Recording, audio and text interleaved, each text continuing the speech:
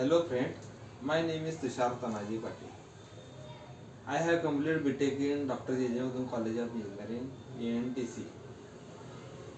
Today we are going to discuss about abstraction and interface in Java. Basically, abstraction is hiding the data, is known as abstraction. But is the real work in abstraction is the incomplete method and incomplete the class. The incomplete method, this is known as abstract method, and the incomplete method in the class, this is known as a abstract class. And interface is basic interface in the all the in interface all the methods are abstract in interface.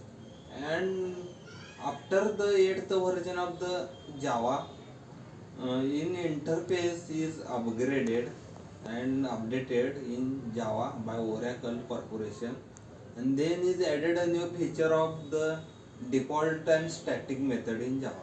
In added an interface. This default and static method is not a abstract method. This is directly call on in our main method. This to our default method is stored in heap memory, and static method is stored in the method area. Default method is also called in the create the object in this class, and calling in the dot operator, and method is calling in the directly class operator.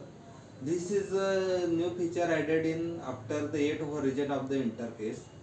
And before after 9th version of the interface, in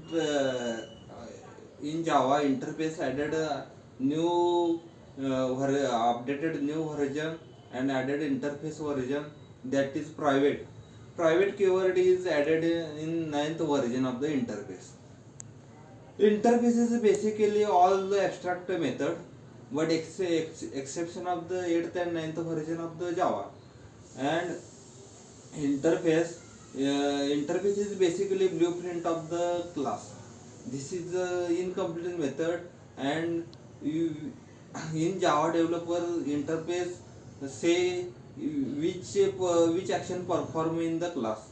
In Java developer, in interface class is access the all the method, like calculator, addition method is non-complete, subtraction method is non-complete, all the method addition, subtraction, division is all non-complete.